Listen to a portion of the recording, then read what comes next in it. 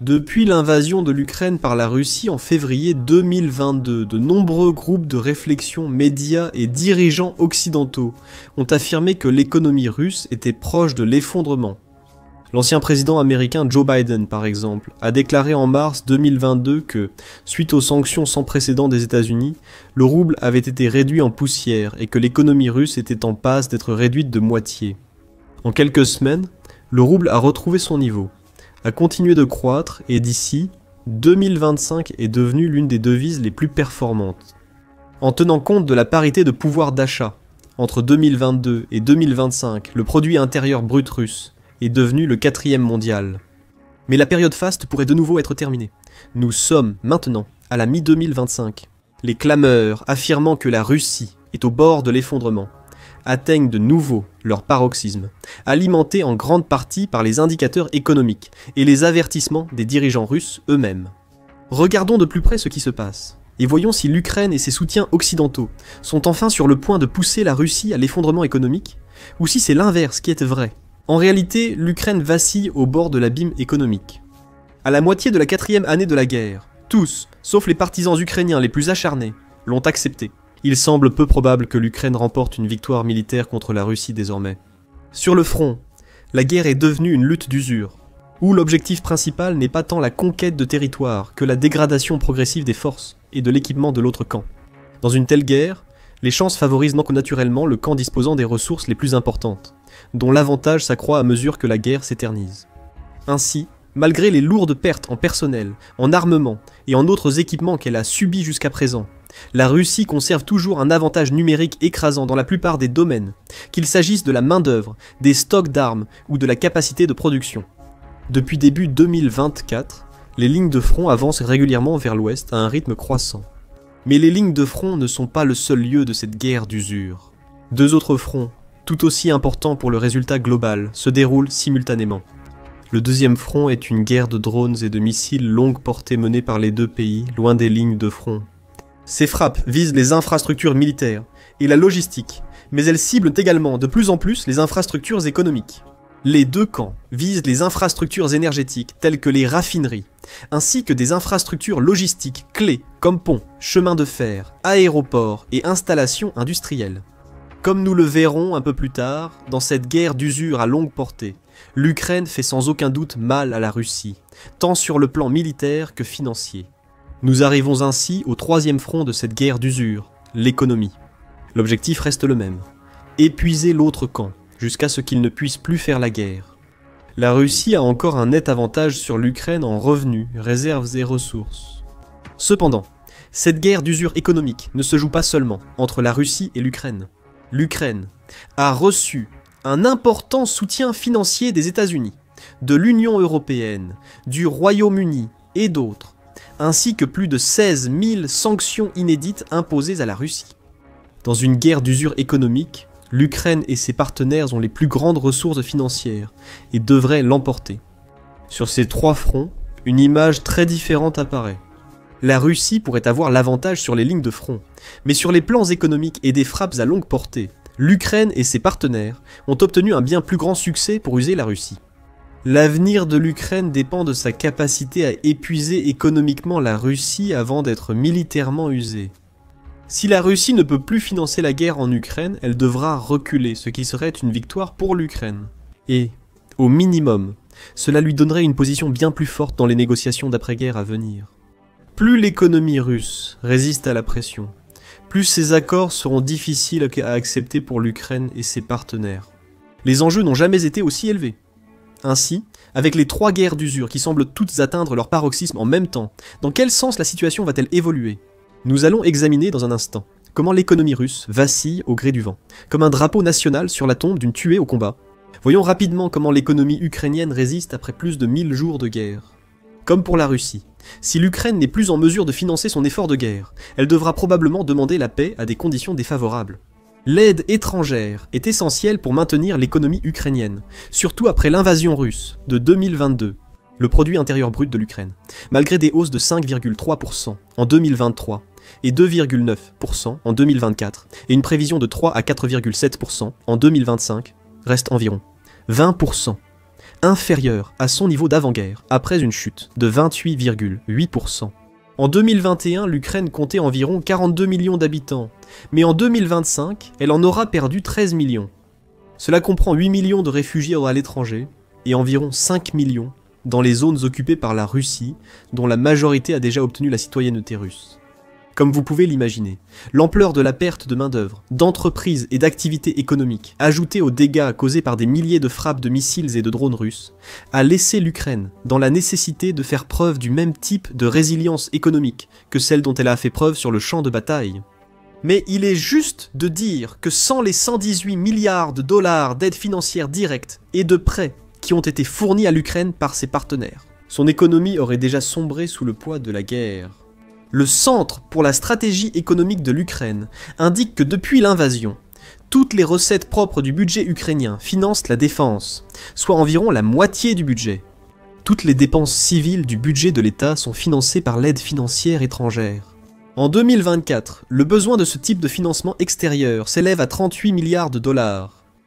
Les salaires du secteur public, y compris gouvernement et soutien social, sont partiellement maintenus par les États-Unis et l'Union européenne via le mécanisme d'accélération des revenus extraordinaires, ERA.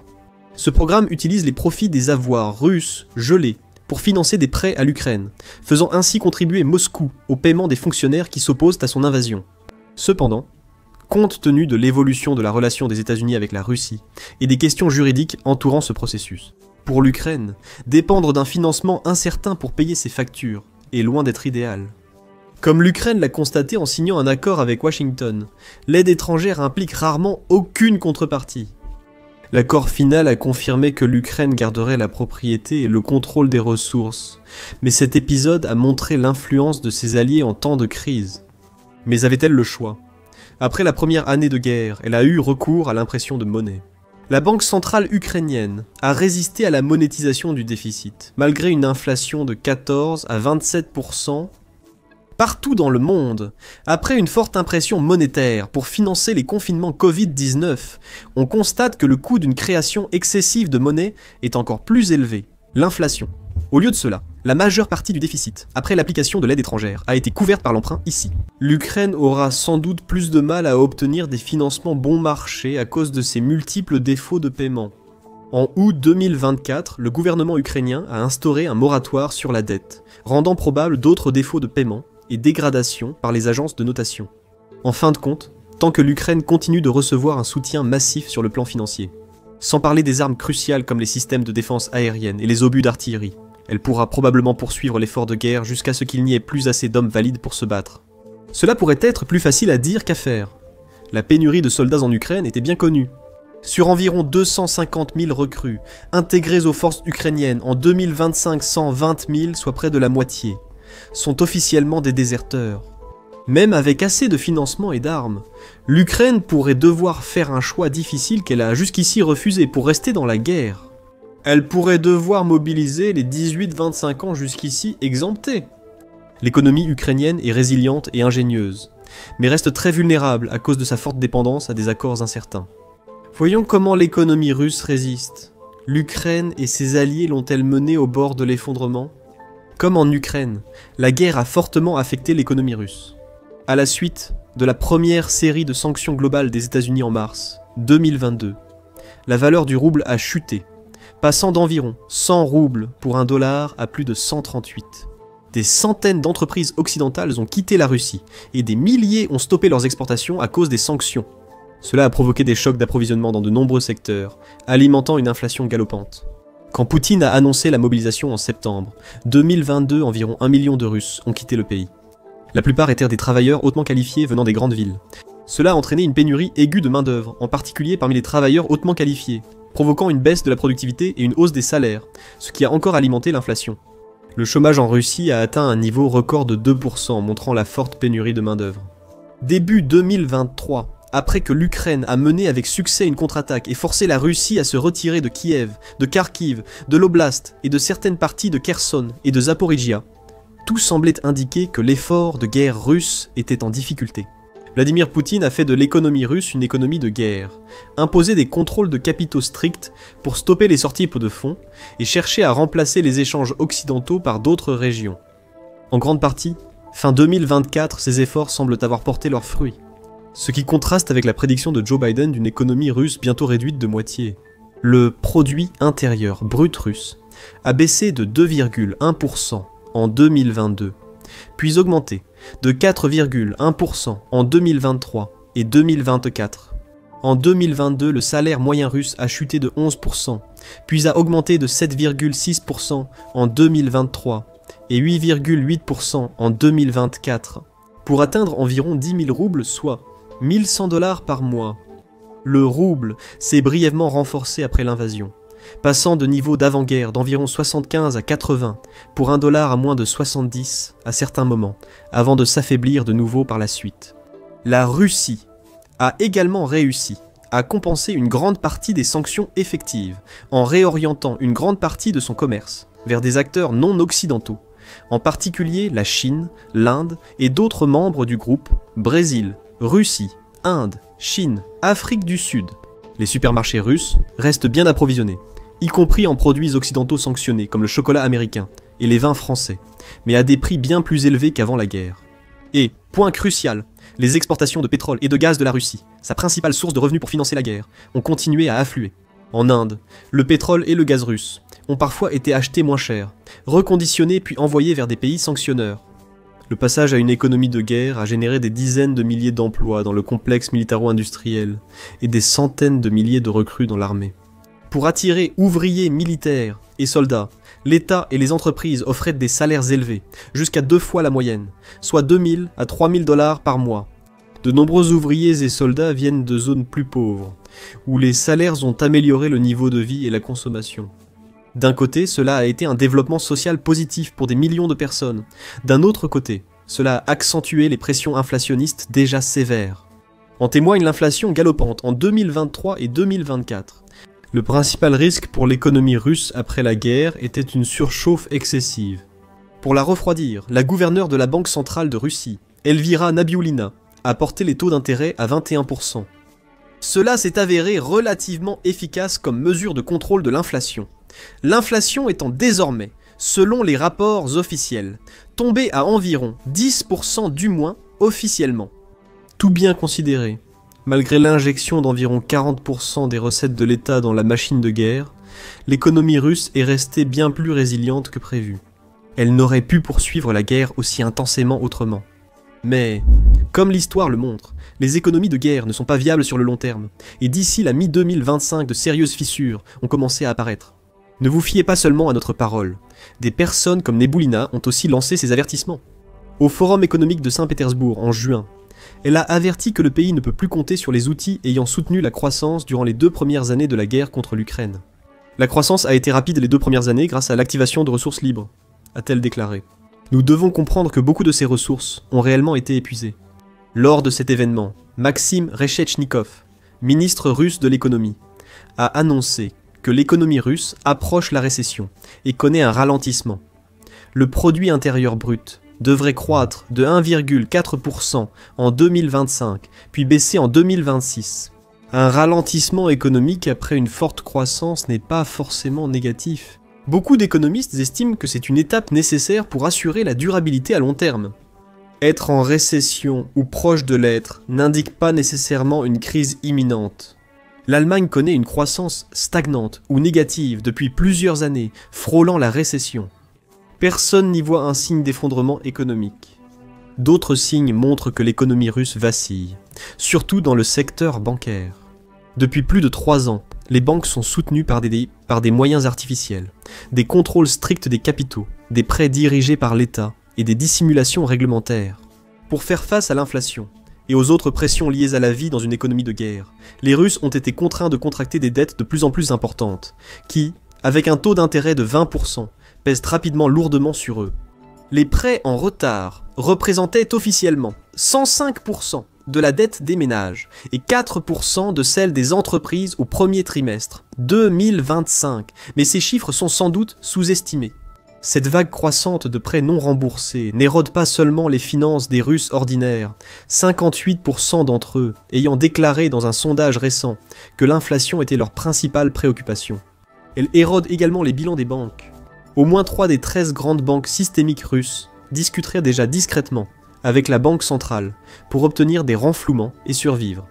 La faillite d'une grande banque peut provoquer une crise financière étendue, comme Lehman Brothers en 2008. L'effondrement de Troie serait catastrophique. Suite à la forte hausse des défauts de paiement, le crédit s'est effondré et la demande de prêt a disparu. Les banques sont sous pression, prêts en baisse, bénéfices en chute et fonds propres réduits. Le problème vient surtout des taux d'intérêt très élevés. Les preuves montrent qu'ils ont protégé efficacement le rouble, mais sa force réduit la compétitivité des exportations russes. Des taux d'intérêt élevés encouragent l'épargne, ce qui a conduit à un record de 61 000 milliards de roubles, soit environ 750 milliards de dollars d'épargne dans les banques russes. Cependant, ils freinent aussi l'investissement industriel et commercial, compliquant les efforts de la Russie pour accroître sa production face à des sanctions inédites, comme le montre le ralentissement industriel et la hausse des défauts de paiement. En apparence, la Russie a jusqu'à présent géré les sanctions de manière assez efficace, remplaçant une grande partie de son ancien commerce avec l'Occident par une augmentation des échanges avec la Chine, l'Inde et d'autres pays du soi-disant Sud global. La Russie dépend moins des exportations que d'autres grandes économies, avec un taux de 219%, soit environ la moitié de la moyenne, de 407%. Cependant, les mesures d'évitement des sanctions, comme l'importation de composants essentiels par des canaux détournés à un coût pouvant aller jusqu'à 10 fois le prix normal, et le fait de dépendre fortement de la Chine et d'une flotte fantôme de pétroliers contournant les sanctions pour maintenir le commerce en vie s'est accompagné de ses propres coûts cachés. Cela implique une économie moins efficace, des coûts de transaction accrus et la perte possible de marchés occidentaux. Les récentes sanctions sur l'industrie des hydrocarbures et la menace de Trump d'imposer des droits de douane de 100% sur les pays achetant du pétrole et du gaz russe semblent avoir un impact plus fort que les précédentes. C'est en partie dû à la baisse des prix du pétrole associée à la force du rouble. Environ 40% des revenus de l'État russe proviennent des exportations d'hydrocarbures. Chaque baisse de 10 $ du pétrole réduit les recettes budgétaires russes d'environ 17 milliards de dollars, soit 0,8% du produit intérieur brut. Le déficit russe, prévu pour 2025, passe de 0,5% à 1,7% du produit intérieur brut, proche de celui de 2024. Le gouvernement utilise son fonds souverain pour combler ces déficits. Les actifs liquides du fonds ont chuté sous 4 000 milliards de roubles, environ 50 milliards de dollars, équivalent au déficit budgétaire annuel. En d'autres termes, la Russie ne peut couvrir au maximum qu'une année supplémentaire de déficit au rythme actuel des dépenses de guerre, avant que sa tirelire ne soit vide. Elle restait confrontée à des choix peu enviables. Imprimer plus d'argent au risque d'une inflation encore plus élevée, imposer des mesures d'austérité, ce qui restait loin d'être idéal en temps de guerre, ou augmenter l'empreinte extérieure. À cet égard, la Russie dispose d'une certaine marge de manœuvre, avec un ratio dette, produit intérieur brut d'environ 20%, un chiffre enviable si l'on considère les nations occidentales. Les États-Unis affichent environ 121%, avec une dette totale de 37 000 milliards de dollars. Le Royaume-Uni est à un peu plus de 101%, la France à 116% et l'Allemagne à 67%. Le problème est de savoir où emprunter, car exclu du système Society for Worldwide Interbank Financial Telecommunication et privé de prêts du Fonds monétaire international et de la Banque mondiale. Seules des organisations comme la Nouvelle Banque de développement des Brésil, Russie, Inde, Chine, Afrique du Sud subsistent, avec des ressources bien plus limitées et sans objectif principal d'aider leurs membres. En même temps, l'Ukraine aggrave la crise financière en augmentant ses frappes sur les infrastructures énergétiques russes, notamment début août. Une attaque de drone sur la raffinerie Novokubichevsk de Rosneft, Samara, a mis hors service son unité principale de brut pour au moins un mois. Une frappe a touché la raffinerie Rosneft à Ryazan, près de Moscou, détruisant 2 unités de distillation et réduisant de 60% son approvisionnement en brut pour août. Le 7 août, une attaque de drone a provoqué un incendie à la raffinerie Afipski à Krasnodar, une usine traitant 625 millions de tonnes de pétrole par an, soit 2% du raffinage russe. Ces frappes réduisent la capacité de la Russie à exporter des hydrocarbures pour financer la guerre et soutenir son économie. Les dégâts dépassaient 700 millions de dollars fin 2024 et ce chiffre a fortement augmenté depuis. Peut-être plus important encore, la Russie a été contrainte d'arrêter l'exportation de la plupart des produits d'essence en conséquence. Ces frappes affectent aussi l'approvisionnement énergétique, notamment à Moscou, en Crimée et sur les lignes de front. Les frappes, appelées sanctions de Boudanov, ont fait grimper le prix de l'essence près de 3 $, le gallon frôlant des records. Conscient des répercussions négatives de la hausse des prix de l'essence, Poutine fait face à un dilemme. Préserver les revenus pétroliers en temps de guerre, ou garder des prix du carburant raisonnables pour la population. Jusqu'à présent, il a choisi de privilégier la stabilité intérieure en limitant les exportations et en absorbant le coût. Mais cela n'est tout simplement pas viable indéfiniment. C'est un signe évident que les tactiques de l'Ukraine portent leurs fruits. Additionnez tout cela. Les prochaines semaines ou mois seront décisifs pour les perspectives économiques et militaires des deux camps. Il est trop tôt pour conclure que l'un ou l'autre est sur le point de s'effondrer, mais les deux s'en approchent de façon exponentielle, avec des facteurs en grande partie hors de leur contrôle qui limitent leur capacité à réagir. Le temps nous dira quel camp, si l'un d'eux, succombera le premier à la pression. Mais quoi qu'il arrive, assurez-vous d'être abonné à la chaîne pour suivre toute l'histoire en temps réel. Et merci de regarder.